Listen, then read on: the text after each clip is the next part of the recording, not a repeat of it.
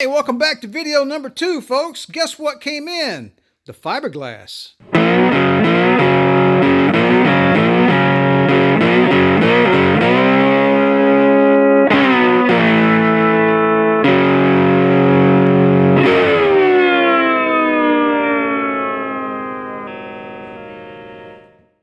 All right, we're going to show you what we found on the passenger side here. Now, this one was still pretty solid, but you can tell the dark color is water intrusion there.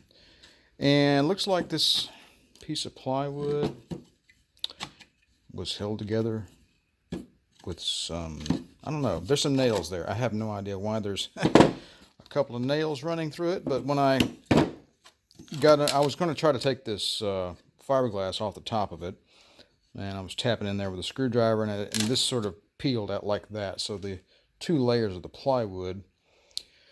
Oh, I understand now. Okay, this is actually 2 layers of, I guess, 1/2-inch plywood that were just stacked in there and tacked together with a couple of brads. So that's what they did.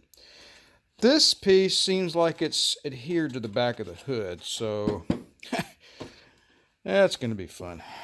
I'll have to devise some way of getting that out of there. Probably use the oscillating saw and take it out a little bit at a time. So, all right, that's a little mundane. If you can use an oscillating saw to remodel your home, you can do this. But anyway, so while I'm waiting on the fiberglass to arrive, that's just going to sit there, and I decided to go ahead and dig into this one. So let's see what we encounter. All right, we got this passenger side hood hinge mount cleaned out. The plywood that I dug out of here was in pretty good shape, although it was starting to deteriorate like this is. But again, so you had 2 layers. One layer was tacked to the other with a couple of brads. I'm not sure what their thinking was on that one. And the plywood was not adhered to the back side of the hood. I'm going to make an assumption that said they probably did want to glue it down to the back of the hood, maybe for maintenance in the future. I don't know. Or maybe they were concerned about it putting under the hood hinge, going through the wood, and then if it's readily affixed to the back of the hood, it might cause cracking in the hood and on the front side. Now, that's pure conjecture on my part. I really don't know. Nonetheless, I decided to JB weld that one to the back side of the hood, and that's what I'm going to do here. If it cracks later on, I'll just fiberglass it. All right, show the process for preparing this block of wood. So this is the original pattern. Went in there like that. Only had 2 holes here. I think this is, maybe was repaired later on. Surely they put more than 2. I don't know. I'm going to put 3 because the hood hinges can hold 3. Anyway, it's silly. So we're going to put another one right there, just like we did for the driver's side. So here's the block of wood. And the block of wood, I want to put it in there like that, right? I don't want the end of the wood to be here because you get a lot, you get weakness. So the wood's going to go in there like that, and we're going to have to leave this corner. I'm sorry, we're going to have to remove material on this corner and remove a trough of material here, and we'll leave that corner intact. So place the wood in there and just sort of trace out the lines on the top, right? And then you project those lines down to the bottom like that. Bear with me. All right, so, and then you make a mark here like that. That tells you how much material, that measurement right there will tell you how much material to remove off of the bottom. So I projected these lines downward. So, except for that one. So you take these lines and you project them downward. So this one here, come down to the end of it, right? Like that, and then, wrap it around there like that. Yeah. And then, it doesn't have to be perfect. You can just sort of, when you start at one point and you want to draw a freehand line to another point, you don't look at this, you look at that. So I'm going to start drawing here, but my eyes are going to be down here. And you correct as you go along. You know, that's good enough. That's good enough. Now, so I wrote remove there because I have to remove some from that corner. I wrote leave there. Otherwise, you'll screw it up. Trust me, I know. All right, so we'll remove here, which is this corner, and we'll leave here because that's a trough and that's a high spot, right? So it's the opposite. So let's get the old oscillating tool out, or some other tool of, or some other device of destruction, and start cutting some grooves on the bottom side of this piece of wood. All right, we've got our board trimmed up here, and let's see what the results are. Hey, look at that. So I used the table saw, and no, I did not use good safety practices. So don't do like I do. You find your own way to notch your wood. But it fits in there, by golly. Basically, I just put this on the table saw and just I only raised the table saw up about that much and placed this on there and just very gently and very slowly cut these channels out. That's the way I did that. Probably not the safest thing in the world, but hey, whatever. I still got all my fingers, and that little piece of there goes down in there, so boom. All right, so up next, we're going to JB weld this piece of wood down into our little box, and that little piece too.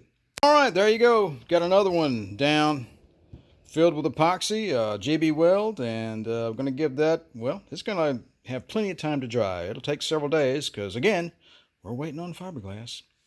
And we got our little template here that we're going to use to make a new metal plate for this side. So up next, let's go ahead and get started making our new metal plate. All right, here we are at the mobile cutting booth. Got our die grinder here, and with a nice cutting disc on it. Got some eye protection, got some hearing protection. And let's go ahead and mark this outline on our new metal here and start cutting. All right, it took a good long while with that little die grinder. This 16 gauge steel is not the easiest thing in the world to cut, but you know, it's not too bad. It took a few minutes. It took about 10 minutes there to do that. All right, so I'm going to put this on the bench grinder and clean up these rough edges.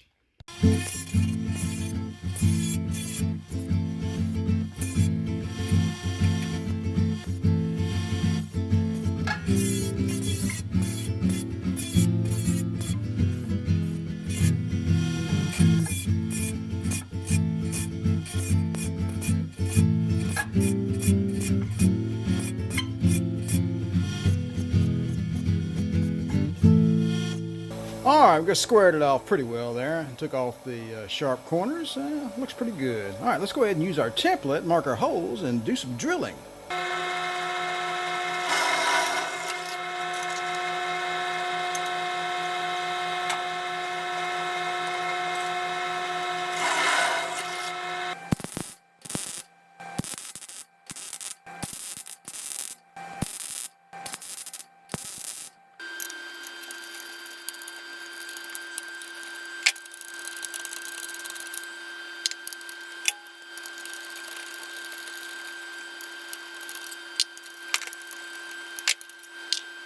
All right, there's number 2. That's for the passenger side.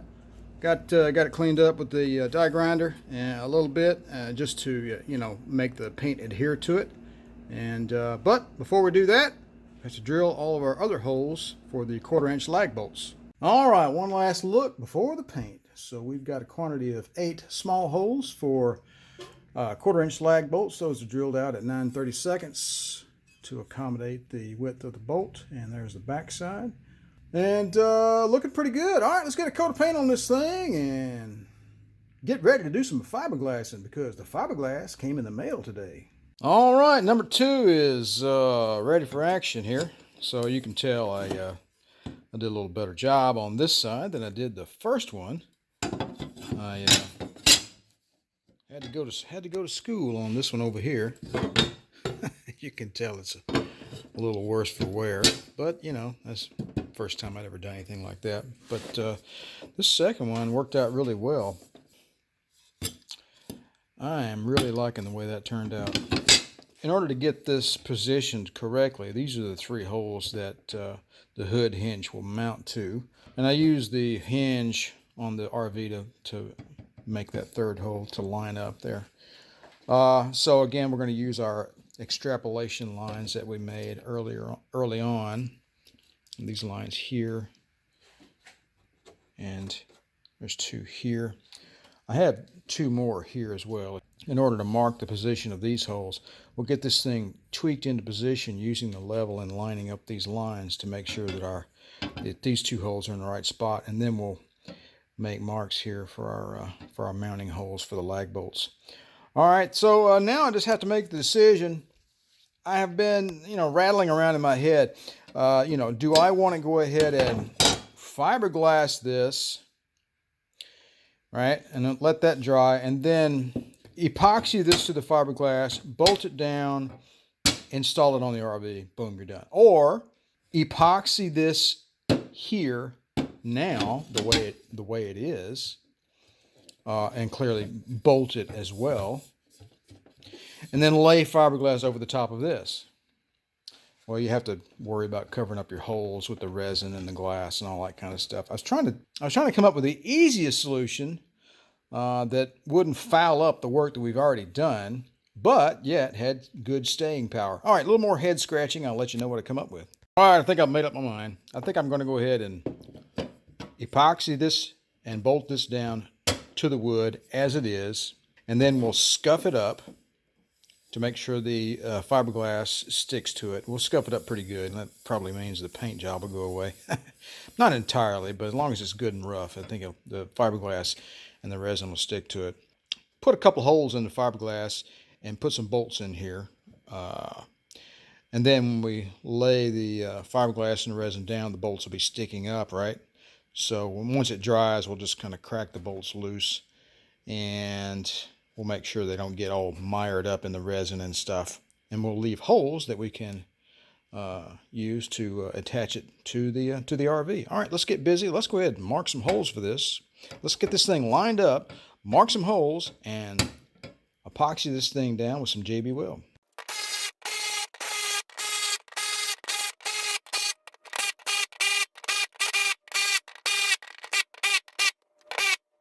All right, there we go. All bolted down. Got some good squeeze out there around the edges here and there. That was a low spot there, but I got enough JB Weld and bolts down in there so it won't really matter, I don't think. So, all right, let me run a bolt down through here, make sure we don't have any JB Weld down our threads. First coat of Total Boat polyester resin with its catalyst, the MEKP, is setting up.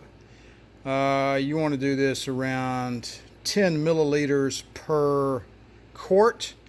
In my case, I mixed up a cup, so that was 2.5 milliliters for a cup. That's around the 1% region for the temperature we are currently experiencing here, which is in the low 70s. So let's go take a look at the first coat.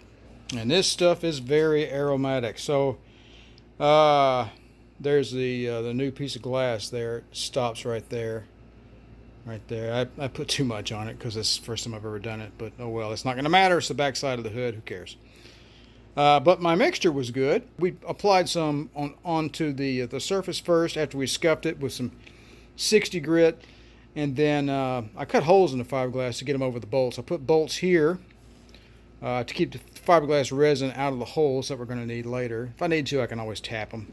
But yeah, we're just going to let this set up until probably tomorrow. I just wanted to give this first coat a try here and see how it worked out. So we'll probably do about 4 layers, I think would be good, because what I pulled off of there was about that thick. And this is 10-ounce stuff, so about 4 layers would probably be equal to about what I cut off of the top. So, all right, more later. All right, let's go ahead and make up a new batch of fiberglass resin. We're using Total Boat resin, and we're using MEKP as the catalyst. Our ratio is going to be 1%. That's going to equate to, I'm going to do 1 cup and that's going to equate to 2.5 milliliters in our little measurement device. This is actually an infant's medicine dropper, but it works well for this. All right, so I got gloves. I got a nice respirator mask here. You don't really want to be breathing this stuff. It's pretty nasty. And you don't want to get it in your eyeballs.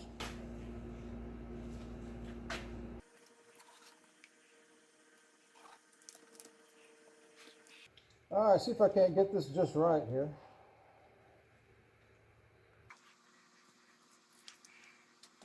Let's see if I measured out 2.5 milliliters just by eyeball into this little cup.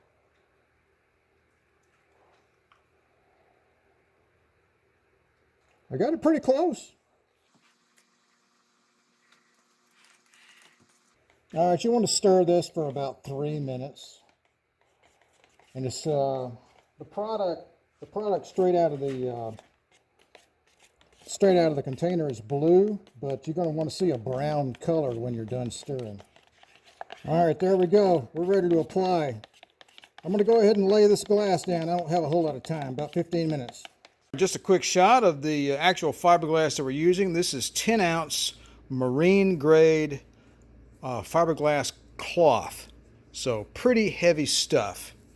If it weren't so itchy, it would probably make a great blanket. I've got a quantity of, I think it's 5 yards, and this is about 36 inches wide. So I got enough fiberglass to last me quite some time. All right, try not to be too critical now. So at this point, I've got 3 layers of fiberglass that I've added over the top of this. They're translucent. Clearly the resin is allowing you to see through. You can see where I scuffed the top of the metal plate. So much for the paint job. But I can dab some paint over the top of it to make it look black later on, I guess. So if you compare that against, well, what did the factory do in 2001, right? This was their fiberglassing job. And yeah, whatever, so I don't feel so bad. It's the underside of a hood. I'm trying my best to look past what it looks like now because no one will see it. So 3 layers on there. I'm going to put another one on there as well. And I added 2 layers to this side as well. Those are drying. So we're going to let this dry for several hours, and I'll probably come back in here and I'll put 2 more layers on top of that one and another one on that one. That'll make 4. I'm thinking that'll be just fine. And I'm actually debating upon not doing anything with these at all.